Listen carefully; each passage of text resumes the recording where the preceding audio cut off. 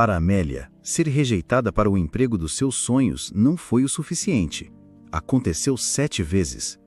Cada não da Millfield Textiles, a fábrica que ela idolatrava, foi um golpe que a quebrou, a humilhou e a forçou a fugir de sua cidade natal como uma fracassada. 7 anos depois, ela retorna. Mas a mulher que volta não está ali para pedir um emprego. Ela está ali por um motivo que deixará todos surpresos. Antes de continuar, deixe o seu like, se inscreva no canal e comente de onde você está assistindo. É um gesto simples, mas que nos ajuda bastante. O único som no quarto de Amélia era o sussurro suave do lápis de grafite deslizando sobre o papel. Eram 2 da manhã em Millfield, uma cidade onde as luzes se apagavam cedo, mas para Amélia, a noite era uma tela em branco, um refúgio silencioso onde suas ideias podiam respirar. Na sua escrivaninha de madeira, dezenas de lápis de cor estavam perfeitamente alinhados, como soldados, à espera de ordens. A parede acima estava coberta por um mural de inspiração, retalhos de tecido, fotos de desfiles de moda de Paris e Milão, e seus próprios esboços de vestidos que pareciam sonhar em ser usados. Seu olhar se desviou para o canto do quarto, onde sua cúmplice repousava sob uma capa de tecido. Uma máquina de costura Singer, robusta e confiável. Foi um presente de seu pai, Robert, no seu aniversário de 16 anos. Ela ainda se lembrava daquele dia, do peso da caixa em seus braços e da emoção que fez seu coração disparar. Para que seus sonhos não fiquem só no papel, minha pequena designer, disse Robert com os olhos brilhando de orgulho. Ele era um homem prático, um carpinteiro cujas mãos eram calejadas e fortes, mas ele entendia a linguagem da criação. Ele via o mesmo fogo nos olhos da filha quando ela desenhava que ele sentia ao transformar um bloco de madeira em um móvel. Sua mãe, Helen, sorriu, mas havia uma pequena ruga de preocupação entre suas sobrancelhas. É um belo presente, querido. Mas e a faculdade, Amélia? Contabilidade é um curso tão seguro. Sempre precisa de contadores. Amélia abraçou a mãe. Eu sei, mãe, mas isso é o que eu amo. E era verdade. Para Amélia, moda não era apenas sobre roupas, era sobre contar histórias, sobre transformar um simples pano em uma armadura de confiança ou em uma expressão de alegria. E em Millfield havia apenas um lugar onde essa mágica acontecia em grande escala: a Millfield Textiles, a fábrica de roupas que era o coração pulsante da cidade. A fábrica não era apenas um prédio, era uma entidade. Suas chaminés altas pareciam tocar o céu, e o apito que marcava o início e o fim dos turnos era um relógio não oficial da cidade. Quase todo mundo tinha um pai, um tio ou um primo que trabalhava lá. Era o lugar que colocava comida na mesa e pagava as hipotecas. Para a maioria, era um lugar de trabalho duro e repetitivo. Para Amélia, era um castelo, um palácio onde rolos de tecido entravam e peças de arte saíam, prontas para serem enviadas para o país inteiro. Seu sonho não era trabalhar em qualquer lugar, era trabalhar lá. Ela se dedicou ao curso de design de moda com uma determinação feroz. Enquanto outros estudantes saíam para festas, Amélia passava as noites na biblioteca estudando a história dos tecidos ou no seu quarto, praticando costuras até que seus dedos ficassem dormentes. Ela se formou com louvor, a primeira da turma. O diploma, emoldurado e pendurado na parede, era a prova de que ela estava pronta. Agora, aos 24 anos, a euforia da formatura havia dado lugar a uma espera ansiosa. Ela ainda morava no quarto da infância, e o orgulho inicial da família começou a se misturar com uma piedade sutil nos encontros de domingo. Então, querida, alguma notícia da fábrica? Perguntou sua tia Carol na semana passada, com a voz excessivamente doce. Meu filho Kevin começou na contabilidade lá. Um bom começo, sabe? Um emprego de verdade. Cada palavra era uma pequena alfinetada. Amélia forçou um sorriso. Estou esperando abrirem uma vaga no meu setor, tia, no design. Quero começar do jeito certo. A tia trocou um olhar com outra prima. Um olhar que dizia, coitadinha, ainda sonhando. Amélia sentiu o rosto queimar, mas manteve a cabeça erguida. Eles não entendiam. Eles viam um diploma inútil. Ela via a chave que abriria a porta do seu futuro. Sua maior inspiração dentro da família era seu tio Richard, o irmão mais novo de seu pai. Richard era uma lenda. Começou no chão de fábrica e hoje era o diretor de operações. Ele morava na melhor casa da cidade, dirigia um carro importado e, quando falava, todos ouviam. Para Amélia, seu tio não era apenas um homem de sucesso. Ele era a prova viva de que era possível crescer e prosperar dentro da Millfield Textiles. Ele era a personificação do seu sonho. Ela o admirava profundamente, imaginando o dia em que poderia sentar-se à mesa com ele, não como uma sobrinha sonhadora, mas como uma colega, uma designer de sucesso. Naquela noite, após terminar seu último esboço, Amélia abriu seu notebook.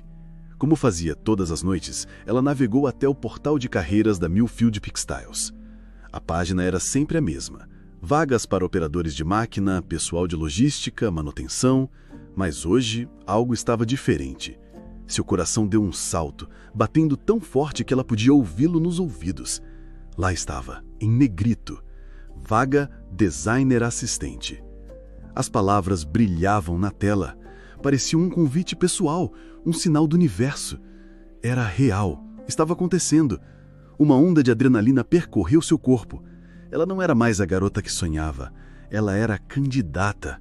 Com as mãos tremendo de excitação, ela clicou no link, o futuro de repente tão próximo que ela sentia poder tocá-lo. Amélia preparou-se para a entrevista como um soldado se prepara para a batalha. Ela escolheu seu traje com um cuidado cirúrgico, uma saia lápis que ela mesma costurou, com um caimento perfeito, e um blazer de linho que projetava uma imagem de profissionalismo e criatividade.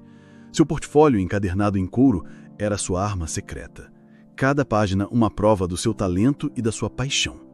Ao entrar no imponente prédio administrativo da Millfield Textiles, o cheiro de tecido novo e óleo de máquina encheu os pulmões. Era o cheiro de casa, o cheiro do seu futuro.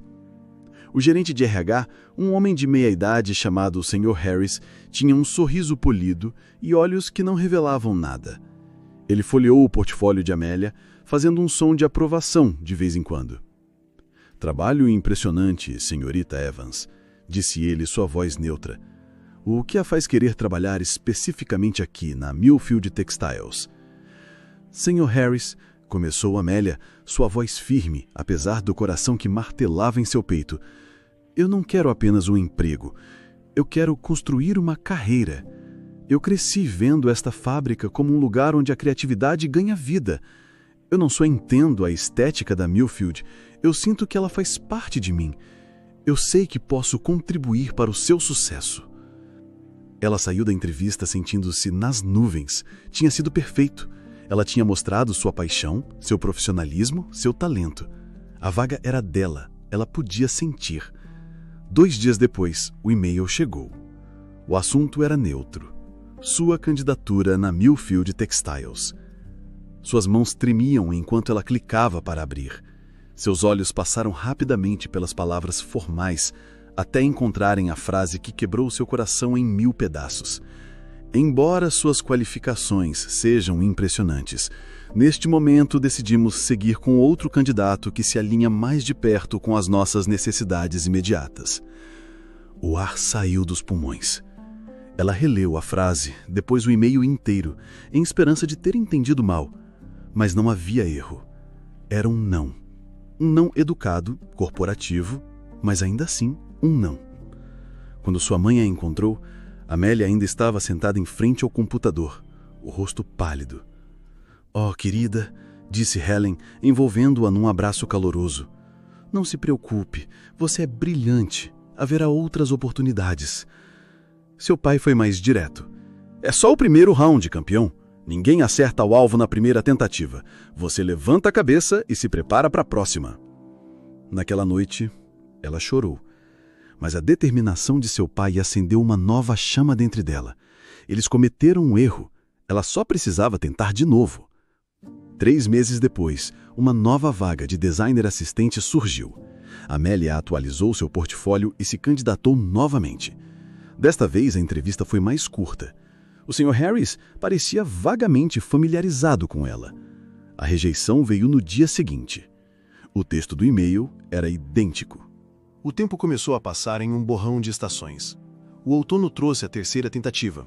que foi recebida com um silêncio que doía mais do que uma rejeição direta. O inverno chegou, cobrindo Millfield com um manto branco e frio, e com ele vieram a quarta e a quinta tentativas. A esperança de Amélia, antes um sol brilhante, havia se tornado uma pequena chama, vacilante e fraca.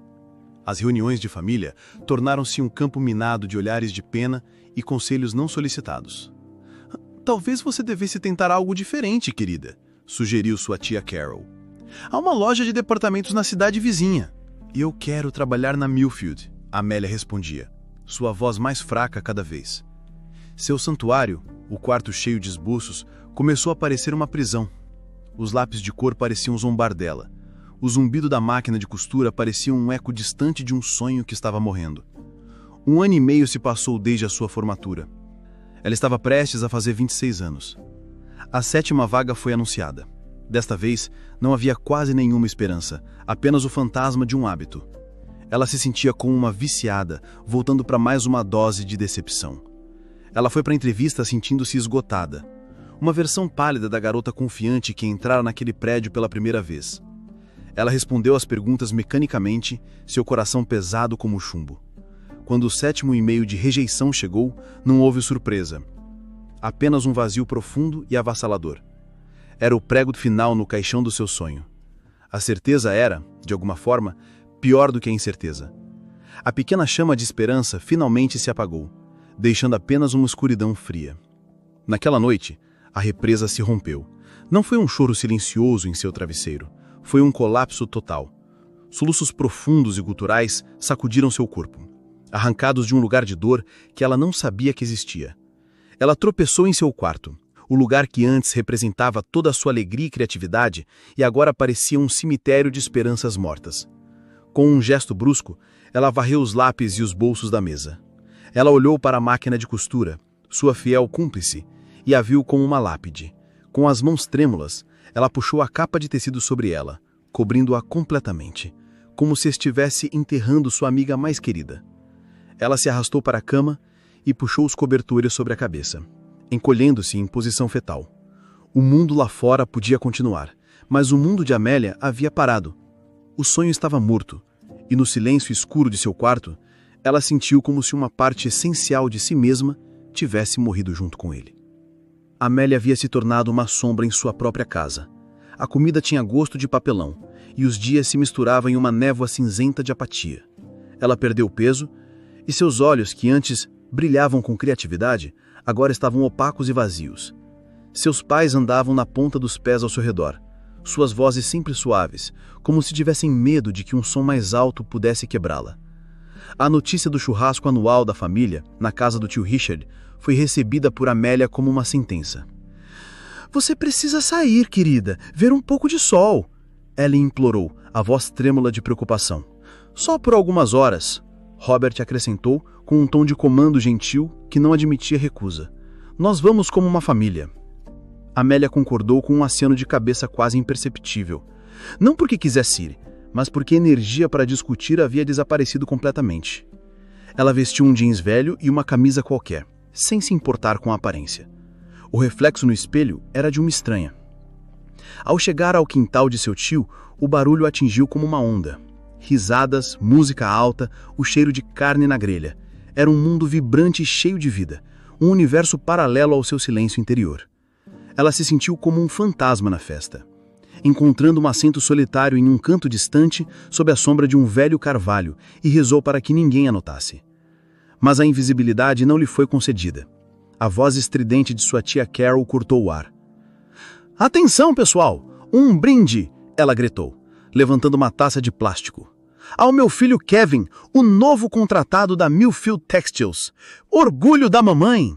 Um coro de aplausos e assobios explodiu. Kevin, seu primo de 19 anos, ficou vermelho, mas sorriu de orelha a orelha. Amélia sentiu o ar ser arrancado de seus pulmões. A notícia a atingiu com a força de um soco no estômago. Não era inveja, era algo mais profundo e mais feio. Era a confirmação esmagadora de sua própria inutilidade. Kevin, que mal sabia o que queria da vida, havia entrado pelas portas que permaneceram trancadas para ela por 7 vezes. A facilidade de seu sucesso era um insulto à sua agonia. Ela precisava fugir. Com o coração batendo descontroladamente, ela se levantou e entrou na casa, buscando o refúgio do silêncio. Ao passar por um corredor, ouviu vozes sussurradas vindo de um dos quartos. Eram suas tias, Carol e Susan. Eu juro, Susan, e eu não sei onde Ellen e Robert erraram, disse Carol, a voz carregada de uma falsa compaixão. Uma moça de quase 26 anos que não faz nada da vida, deitada na cama o dia todo, é muita falta de ambição. Tão mimada. E o que será dela? Respondeu Susan. Robert me disse que está preocupado. Ela precisa encarar a realidade e arrumar qualquer emprego. Se algo acontecer com eles, Deus me livre. Quem vai cuidar de uma folgada como ela? A palavra folgada ecoou na cabeça de Amélia. Ela se sentiu tonta. Então era isso que eles pensavam. Era isso que ela era para eles. Um fardo, um projeto fracassado. Correndo na ponta dos pés, ela subiu as escadas e se trancou no banheiro, o primeiro que encontrou. Suas mãos tremiam tanto que ela mal conseguiu girar a fechadura. Ela se apoiou na pia fria e olhou para o seu reflexo. E pela primeira vez, ela se viu através dos olhos deles. Uma garota pálida, com olhos assustados. Uma fracassada. As lágrimas queimaram seus olhos, mas ela as engoliu. Chorar parecia um luxo que ela não merecia. Eles estavam certos. Depois de longos minutos, ela jogou água fria no rosto, respirou profundo e forçou-se a descer. Mas o mundo havia mudado. Cada risada agora parecia uma zombaria. Cada olhar em sua direção parecia carregado de julgamento. Ela se sentia nua, exposta, sua humilhação estampada para que todos vissem. Naquela noite, a quietude de sua casa era um bálsamo. Mas quando estava a caminho de seu quarto, um som a fez parar. A voz de seu pai, vindo da sala de estar escura. Ele estava no telefone. Oculta pelas sombras do corredor, Amélia executou. Richard, sou eu. Desculpa a hora. Era a voz de seu pai, mas desprovida de sua força habitual. Parecia hesitante, quase suplicante. É sobre a Amélia. Olha, irmão, eu nunca te peço nada. Eu sei disso, mas ela não está bem. Eu estou ficando desesperado. A voz de Robert falhou. Amélia levou a mão à boca, sentindo uma dor aguda. Eu pensei, talvez, qualquer coisa. Não precisa ser na área dela, no arquivo, na expedição. Qualquer coisinha, só para ela começar, para sentir que tem algum valor, entende? Houve uma longa pausa. Amélia podia imaginar seu tio Richard do outro lado da linha, em sua poltrona de couro cara, ouvindo com impaciência. Então, a postura de seu pai mudou. Seus ombros caíram. Entendo. Você está dizendo que ela foi péssima em todos os testes? Não. Claro, você é o diretor. Você sabe o que faz. Ok, Richard. Ok, entendi. Boa noite. Robert desligou o telefone e permaneceu sentado na escuridão, com a cabeça entre as mãos. O homem que Amélia via como um gigante, seu herói inabalável, parecia pequeno e quebrado. E a culpa era dela. Ela não apenas havia falhado por si mesma, ela havia arrastado seu pai para sua humilhação. A dor de seu próprio fracasso era uma ferida profunda. A dor de ver o que seu fracasso tinha feito a seu pai era um golpe mortal. Naquele instante, no corredor escuro, ouvindo a dor silenciosa de seu pai, algo dentro de Amélia se partiu de forma irreparável.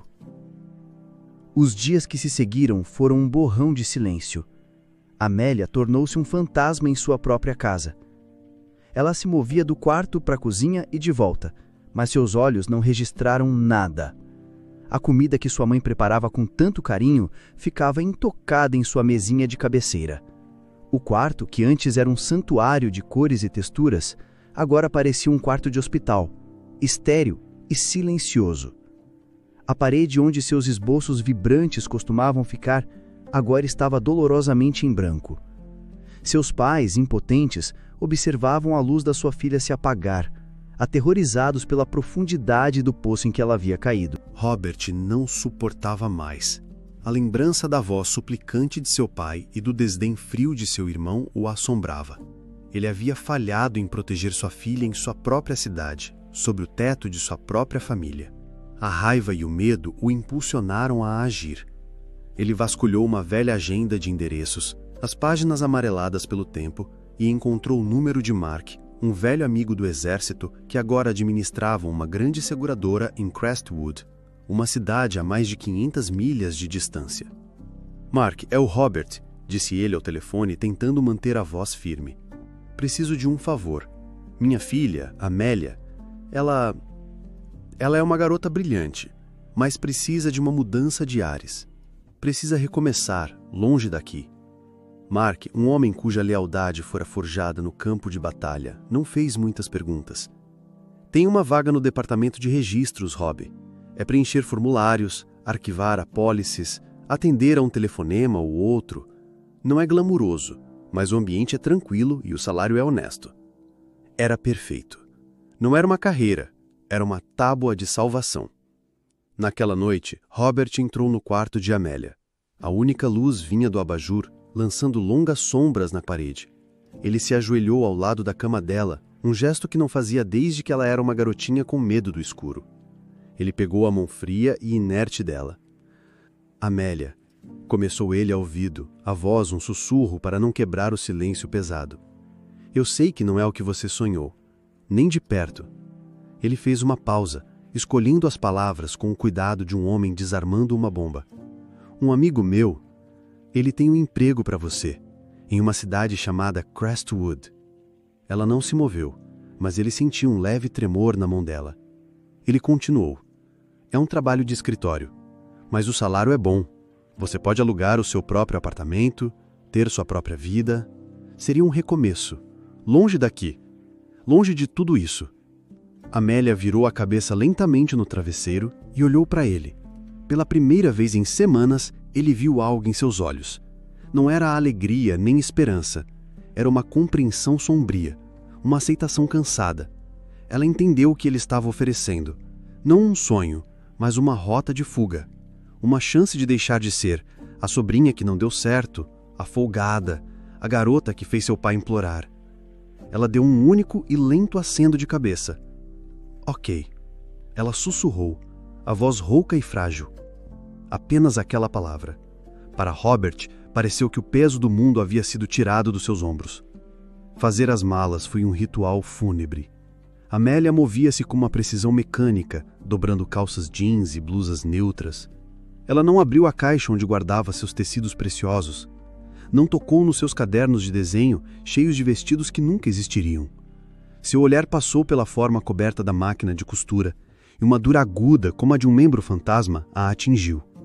Ela estava amputando a parte de si mesma que sonhava. Em sua mala foram apenas os itens essenciais para uma vida funcional. Era a bagagem de uma exilada. No dia seguinte, na rodoviária, a despedida foi silenciosa e carregada de uma tristeza densa. Ela enxorava abertamente, segurando as mãos de Amélia como se pudesse impedi-la de partir através da força do seu amor. "Ligue para nós todos os dias, por favor, querida. Coma direito." Robert abraçou com uma força que quase a deixou sem ar. "Seja forte, meu passarinho." Ele sussurrou em seu cabelo, a voz embargada. "Lembre-se de quem você é." Mas Amélia já não sabia quem era. Ela subiu os degraus do ônibus sem olhar para trás, pois temera que, se o fizesse, desmoronaria. Ela encontrou um assento na janela e, enquanto o motor roncava, ela observou o mundo que conhecia começar a se mover. As ruas familiares, a praça da cidade e, ao longe, como sentinelas de seu fracasso, as chaminés de Millfield Textiles. A fumaça subia em direção a um céu cinza indiferente. Ela as observou até que se tornassem finos traços no horizonte e, finalmente, desaparecessem. Ela não sentiu alívio, não sentiu esperança, Não sentiu nada. Era apenas o vazio. O ônibus acelerou na estrada, levando-a para uma nova vida, para uma nova cidade. Uma vida que ela não escolheu, mas que aceitou como a sua única saída de um pesadelo. 7 anos. Em uma cidade pequena como Millfield, 7 anos era tempo suficiente para que algumas lojas na rua principal fechassem e outras abrissem, para que os filhos dos vizinhos se formassem e casassem. Para Amélia, na vasta e anônima cidade de Crestwood, 7 anos foram uma eternidade. Foram 2.555 dias de uma vida disciplinada e silenciosa. O trabalho na seguradora era exatamente o que lhe fora prometido: monótono, previsível e sem alma. Mas foi também a sua armadura. Deu-lhe uma rotina, um salário e, acima de tudo, a bênção do anonimato. Ninguém em Crestwood conhecia a história da garota que fora rejeitada 7 vezes.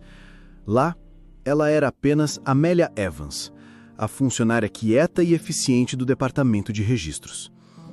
2 vezes por ano, no Natal e no aniversário de sua mãe, ela fazia a longa viagem de ônibus para Millfield. As visitas eram cronometradas com precisão militar para evitar encontros familiares. Eram fins de semana tranquilos, cheios das comidas de sua mãe e das conversas silenciosas com seu pai. Então ela ia embora, uma filha presente, mas espectral, deixando para trás a teia de relações que quase destruiu. Numa terça-feira à noite, o telefone tocou na casa dos Evans. Era Amélia. Mas a voz que saudou seus pais não era da garota frágil que eles se lembravam. Era a voz de uma mulher, calma, clara e controlada. "Mãe, pai", disse ela sem rodeios. "Estou voltando para casa, para ficar." Helen deixou cair o prato que estava secando e o som de cerâmica se quebrando foi abafado por seu soluço de alegria. Robert, sentado em sua poltrona, sentiu uma onda de alívio tão poderosa que o deixou tonto. Por 7 anos, ele se preocupou. Por 7 anos, ele se culpou. E agora sua filha, seu passarinho que voou para longe, estava voltando para o ninho. "Vamos dar uma festa!" Robert declarou naquela noite, o peito estufado de um orgulho que ele não sentia há muito tempo. "Quero que toda a família veja que nossa filha está de volta." A notícia se espalhou como fogo em palha seca. E a máquina de fofocas da família começou a trabalhar em alta velocidade. No sábado à noite, a casa dos Evans estava cheia e barulhenta. E então ela chegou. O zumbido das conversas diminuiu até se tornar um silêncio chocado. Na porta estava uma mulher, que eles mal reconheceram. Ela usava um vestido verde escuro, de corte simples, mas de tecido obviamente caro que abraçava sua figura de uma forma que falava de confiança, não de vaidade. Seu cabelo estava mais curto, num corte elegante que moldava um rosto que, embora mais maduro, parecia mais sereno. Mas a verdadeira transformação estava em seu porte. Ela não entrou na sala, ela tomou posse dela. Sua postura era ereta, seus ombros para trás, e seus olhos, o olhar assombrado e perdido, havia desaparecido. Em seu lugar, havia uma calma penetrante. Um olhar que encontrava o de cada pessoa na sala sem hesitação e sem desculpas. Esta não era a garota quebrada que havia fugido de Millfield. Esta era uma força da natureza. Esta era Amélia. Após o choque inicial, os sussurros começaram, como o farfalhar de folhas secas. "É mesmo ela?" se sibilou sua tia Susan para a tia Carol. "O que aconteceu com ela? Parece... cara." Carol respondeu com um sorriso conhecedor. "Não se deixe enganar pela embalagem, querida. É tudo fachada. Com certeza foi demitida. Por que uma mulher de 31 anos voltaria para morar com os pais? É um fracasso maior do que antes, só que com roupas melhores." O veredito foi proferido e rapidamente aceito pelo júri de parentes. Eles não viram uma mulher transformada. Viram uma versão mais velha da sua antiga narrativa de fracasso. Sua tia Carol, sentindo-se no direito de interrogar, abriu caminho pela multidão. "Amélia, querida, que surpresa maravilhosa! Mas nos diga, o que atrás de volta? As coisas não deram muito certo na cidade grande, não é?" A pergunta pingava uma falsa simpatia.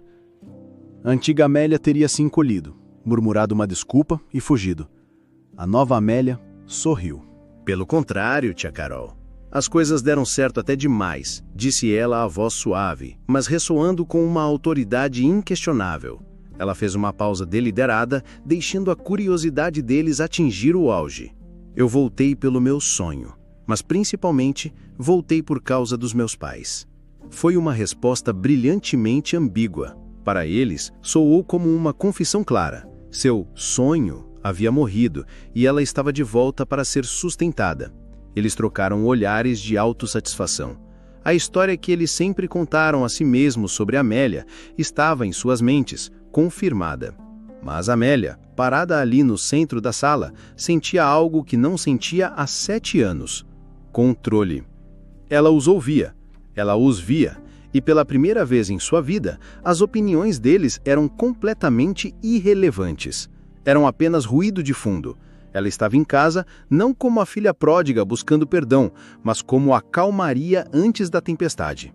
E eles, em sua ignorância presunçosa, não tinham a menor ideia de que a tempestade estava prestes a cair sobre suas cabeças. A história de Amélia, a filha pródiga fracassada, tornou-se o passatempo favorito nos corredores da Millfield Textiles. Seus próprios parentes, que trabalhavam nos mais diversos setores, contavam a história com uma ponta de prazer malicioso. Voltou com o rabo entre as pernas, dizia um primo da expedição. Pelo menos agora ela para com essa bobagem de ser artista e arruma um emprego de verdade, comentava uma tia do setor de costura. Richard, seu tio, ouvia tudo com um sorriso discreto e satisfeito. A falha de sua sobrinha, a filha do irmão que lhe roubou o amor de sua vida, era uma doce e tardia justiça. A ordem natural das coisas, em sua mente distorcida, havia sido restaurada. Na segunda-feira de manhã, uma semana após a festa, Amélia atravessou as portas de vidro da fábrica. Um silêncio momentâneo se instalou, seguido por uma onda de sussurros que viajou mais rápido que qualquer memorando. Olha só quem está aqui. Não acredito na cara de pau. Será que veio tentar a 8ª vez? A suposição geral era unânime. Ela estava ali para mais uma humilhação, mais uma tentativa patética de entrar no castelo que a havia rejeitado tantas vezes. Mas Amélia não virou à direita, em direção ao escritório de recursos humanos. Em vez disso, ela caminhou em frente, com passos firmes e medidos. A assistente pessoal do diretor-geral, uma mulher impecavelmente vestida, levantou-se de sua mesa no lobby e a cumprimentou com um sorriso respeitoso. Bom dia, senhorita Evans. O Sr. Thompson está à sua espera. Para o espanto de todos que assistiam, Amélia foi conduzida pelo corredor principal em direção à ala executiva, o santuário sagrado da empresa.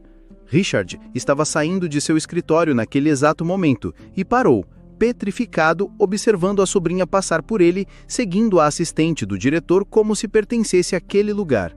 Uma ruga de profunda confusão vincou sua testa.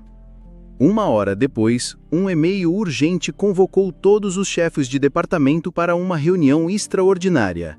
A sala de conferências estava cheia de homens de meia-idade em camisas engomadas, a tensão palpável no ar. O diretor-geral, o Sr. Thompson, um homem de cabelos brancos que liderava a empresa com mão de ferro há 30 anos, pigarreou. Senhores, eu os convoquei para um anúncio importante. Como alguns de vocês sabem, decidi me aposentar no final deste mês.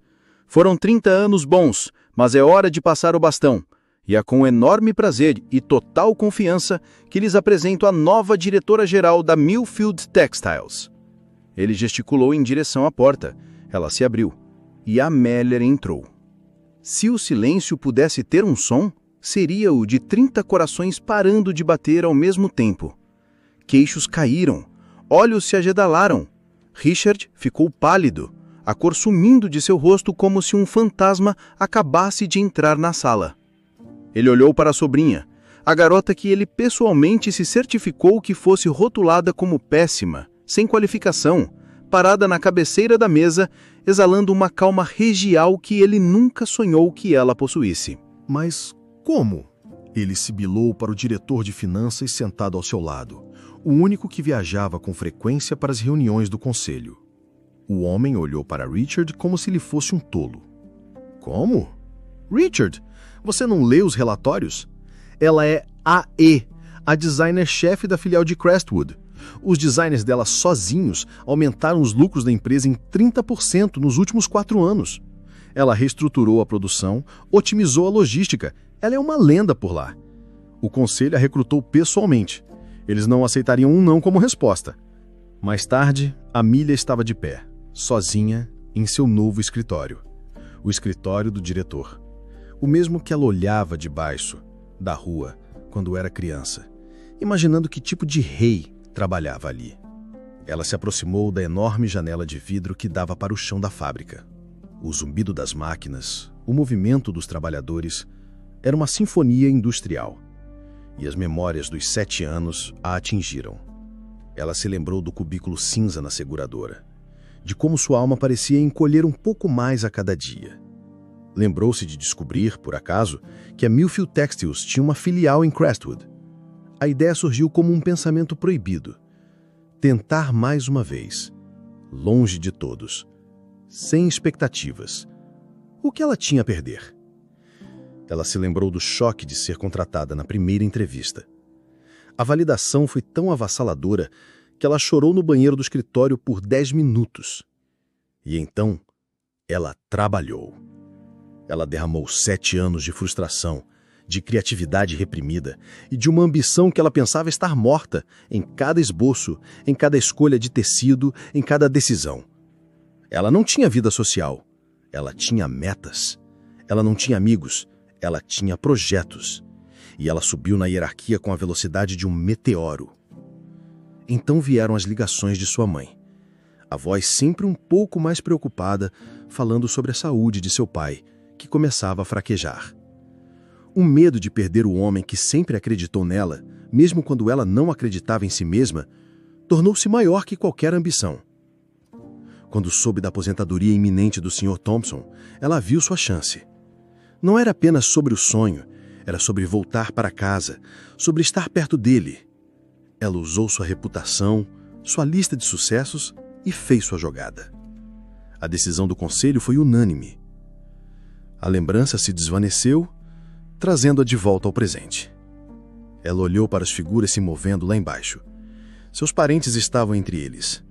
Seu tio estava em um escritório alguns andares abaixo. Ela havia conquistado o castelo, mas ela sabia, com uma certeza fria, que o verdadeiro inimigo ainda estava dentro dos muros. E a batalha estava apenas começando. Amelia mergulhou em seu novo papel com a mesma determinação feroz que a viu em Crestwood. Ela era uma líder nata, observadora, justa e incansável. Ela passava horas no chão da fábrica, lembrando os nomes dos operadores, entendendo os gargalos da produção e ouvindo as frustrações e ideias daqueles que, por anos, foram ignorados. A produtividade aumentou e um novo sentimento de otimismo começou a se espalhar pela empresa. Mas uma coisa a perturbava. Era o olhar do Sr. Harris, o gerente de RH. Sempre que a Amelia passava por ele nos corredores, o homem palidecia, desviava o olhar e parecia encolher. A reação era extrema demais para alguém que simplesmente havia cometido um erro de julgamento profissional anos atrás. Havia algo mais ali. Uma nota de medo que a Amelia não conseguia decifrar. Decidida a limpar o ar, ela o convocou a seu escritório. Sr. Harris, por favor, sente-se, disse ela com uma voz calma e tranquilizadora. Eu só queria deixar claro que o passado está no passado. Não guardo absolutamente nenhum ressentimento sobre os processos de entrevista de anos atrás. Ela esperava que ele ficasse aliviado. Em vez disso, o rosto do homem se contorceu em pânico. Gotas de suor brotaram na sua testa. Senhorita Vince, eu juro que não tive escolha, gaguejou ele, as palavras saindo em uma torrente de medo. Ele me obrigou. Ele disse que se eu não a reprovasse, ele me demitiria. Minha esposa estava doente, eu tinha uma hipoteca, um filho pequeno. Eu não podia perder meu emprego. Amelia sentiu um frio percorrer sua espinha. Obrigado a fazer o quê, Sr. Harris? O homem finalmente a encarou, os olhos cheios de uma culpa antiga. A reprovar você, todas as 7 vezes. Seu tio, Richard, ele me deu ordens diretas. Ele disse que não importava quão boa você fosse, eu deveria encontrar uma falha, qualquer desculpa, para garantir que você nunca pisasse nesta empresa. A confissão pairou no ar silencioso do escritório. A dor das 7 rejeições que Amélia pensava ter enterrado voltou com a força de um maremoto. Mas desta vez, a tristeza veio acompanhada de uma raiva gelada e cortante. Não foi incompetência dela, foi sabotagem. Naquela noite, ela contou tudo aos seus pais. Robert, o rosto vermelho de fúria, levantou-se, pronto para ir até a casa do irmão e acertar as contas. Mas Ellen, com uma tristeza infinita em seus olhos, colocou uma mão suave em seu braço. Espere, Robert. Ela se virou para Amélia, a voz embargada. Querida, há uma parte da história que você não conhece. Há muito, muito tempo, antes de eu e seu pai sequer sonharmos em nos casar, Richard era apaixonado por mim. Eu sempre o vi como um bom amigo, mas meu coração sempre pertenceu ao seu pai. Eu respirei fundo, como se as palavras doessem.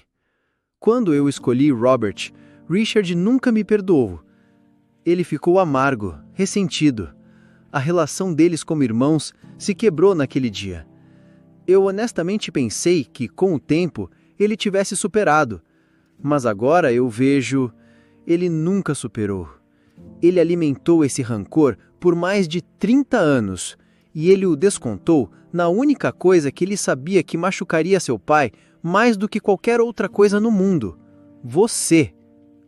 O quebra-cabeça estava completo. A motivação não era profissional, era uma vingança pessoal, mesquinha e apodrecida pelo tempo.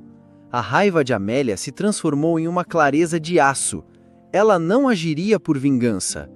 Agiria como a diretora da Millfield Textiles. Nos dias seguintes, ela conduziu uma auditoria silenciosa e discreta, conversou com outros gerentes, com funcionários que estavam lá há décadas, e o padrão de abuso de poder de Richard emergiu claramente.